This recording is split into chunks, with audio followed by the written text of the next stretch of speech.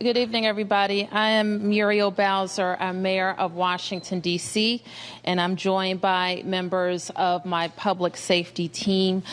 We intend to give you a brief out on the Metropolitan Police Department's operations today related to the 58th Presidential Inauguration in Washington, D.C.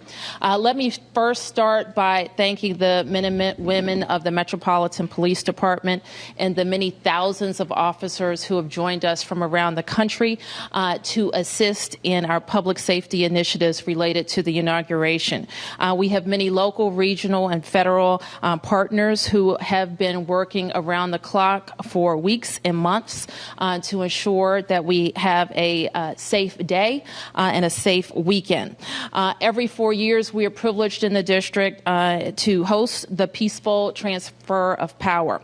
And going into today, our mission was to ensure that everyone wishing to exercise peacefully their First Amendment rights within D.C. would have a safe environment to do so. And throughout the city, we have seen hundreds upon hundreds of protesters who have respected our laws and made their voices heard through nonviolent acts of protest. Unfortunately, a small group of people have engaged in vandalism as well as violence against our law enforcement officers. This type of destruction and this type of violence against people in Washington, D.C. will not be tolerated. We welcome visitors to our city, but we will not tolerate the destruction of our neighborhoods, and we absolutely will not tolerate violence against our police officers and the thousands who have joined us to help with the peaceful inauguration. So right now we are working with our local and state and federal partners and monitoring all situations across the city and responding to those situations, specifically related to violence and destruction of property. Let me say this again.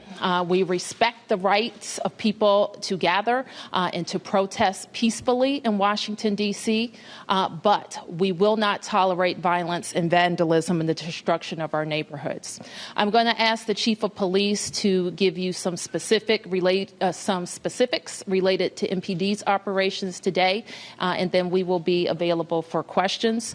I'm joined by our Deputy Mayor for Public Safety, our City Administrator, and our Fire Chief, and the Director of the District's Department of Homeland Security. Chief Newsham.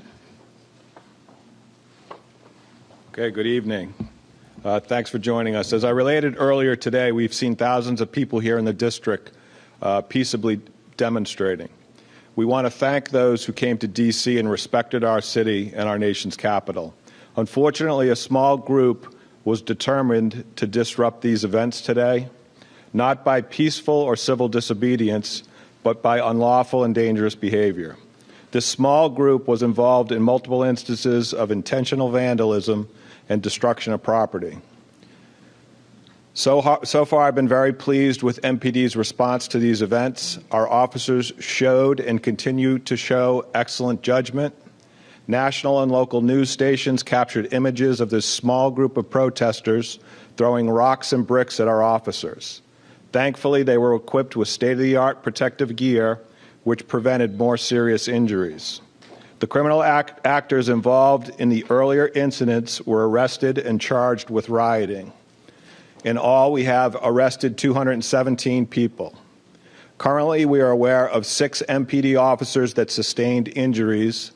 3 of those were injuries to the head area as a result of being struck by flying objects. All of these injuries are minor and non-life-threatening. We had prepared, as the mayor said, extensively for today's events, and we are prepared for the events tonight. This will undoubtedly be a long day. We encourage those attending events tonight and throughout the weekend to remain civil, express themselves peaceably, and allow others with dissenting opinions to express themselves peaceably as well. Lastly, I would also add the fact that we are very certain those persons involved in the criminal acts earlier today came to our city with the intent, and this was not a spontaneous event. The event occurred that I'm talking about that resulted in 217 arrests around 10:30 this morning. It was a group of about 400 or 500 persons. They were south on 13th Street. They began to destroy property through objects at people and through windows. A large percentage of this small group was armed with crowbars and hammers. Vehicles and storefronts were damaged. When MPD arrived, it appeared the activities of this small group were organized and intentional. When MPD officers were targeted for assault, they deployed pepper spray and other armaments to protect themselves and others from injury. Small skirmishes took place as group members attempted to avoid arrest. As soon as we were able to coordinate resources, those that were identified as being involved were detained and then arrested.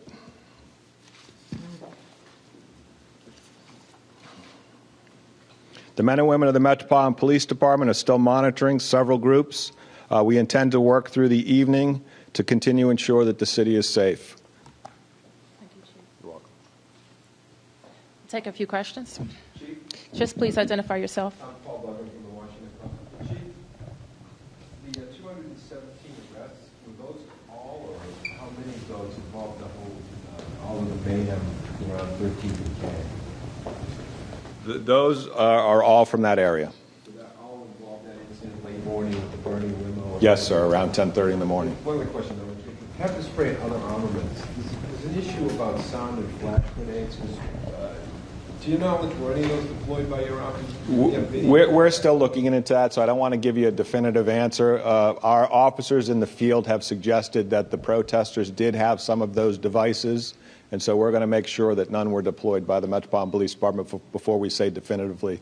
Whenever we have an incident like that, we do detailed after-action reports, and we'll have a good sense as to if we used any of those type of armaments. Shamari Snell for NBC Washington News 4. What message can you give the protesters right now on K Street? Follow the law, and they can exercise their First Amendment rights peaceably. That means they're not destroying property. That means they're not tearing up trash cans. That means they're not setting fires. That means they're not picking up bricks and throwing them at my officers or at each other, because we are also concerned that in this mayhem, one of them may be injured. So what we want to tell them is to exercise their rights. They can have their signs. They can talk about any message. They can talk to each other, but stop destroying the city. Yes, ma'am. Yegana Torbatsi with Reuters.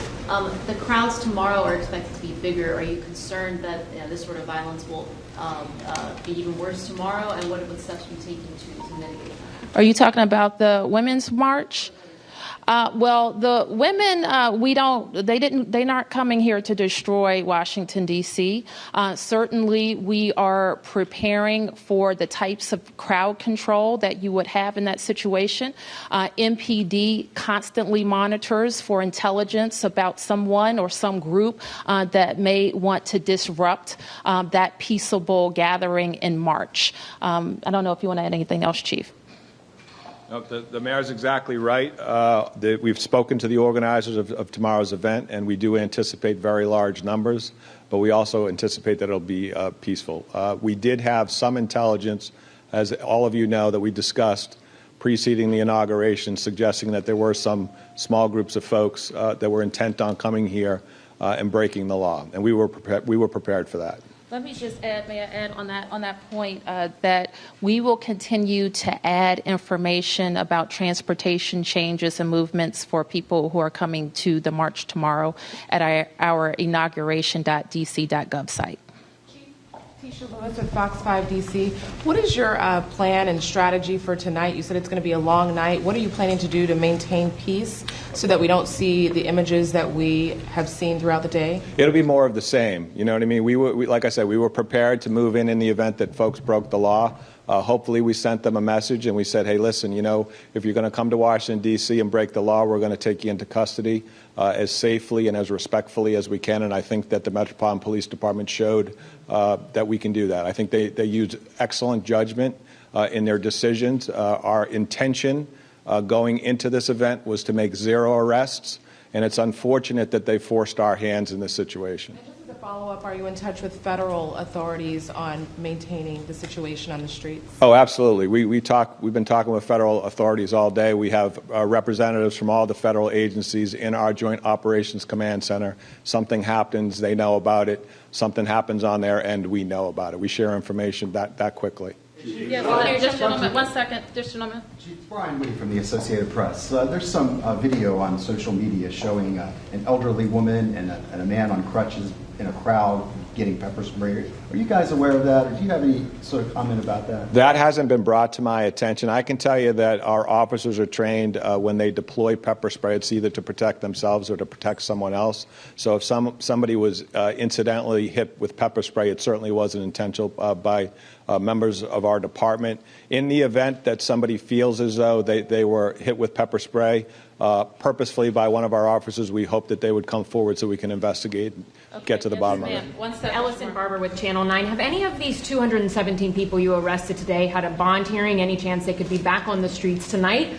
Or do you expect to keep them in police custody through the night? Also, are you anticipating any violence tonight? Those folks that have been arrested will be presented in court tomorrow morning, and then they'll make arrangements. So the decision of whether or not to hold them will be made by the courts.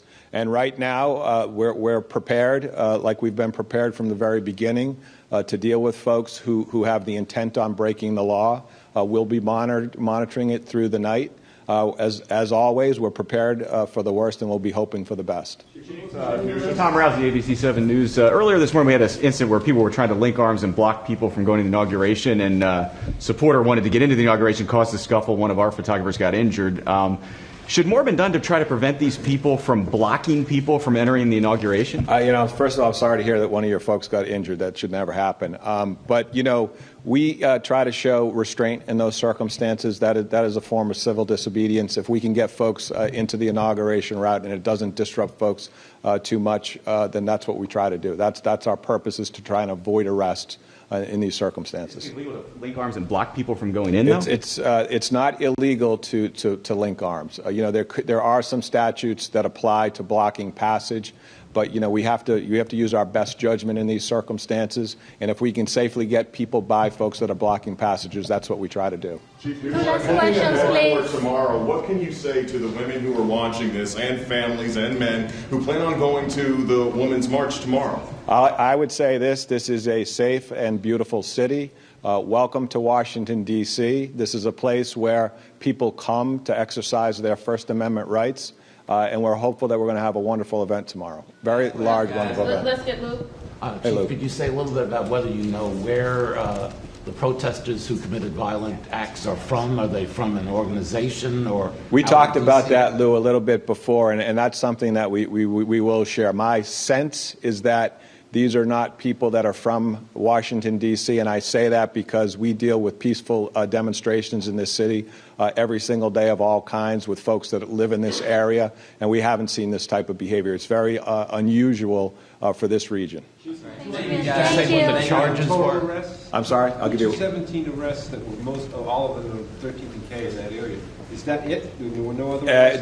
There may have been a number, other arrests, and so we can gather that information. But I wanted to make sure that I gave you an accurate figure on the big event that we had today. He asked about the charge. Yes, 1 second. He asked about the charge. Could you say It's what rioting. The charge is rioting. Rioting. It is. Yes, sir. 217? Yes. And last question, Can ma'am. you just run down what officer injuries? I know 3 of the injuries were injuries to the head, and then the other injuries were lower body Any injuries. civilian injuries? I don't have those tallies in front of me. I am aware of one elderly fellow who got an injury to his head, and he was transported. Okay. Thank you all Thank for you. your patience. Thank you.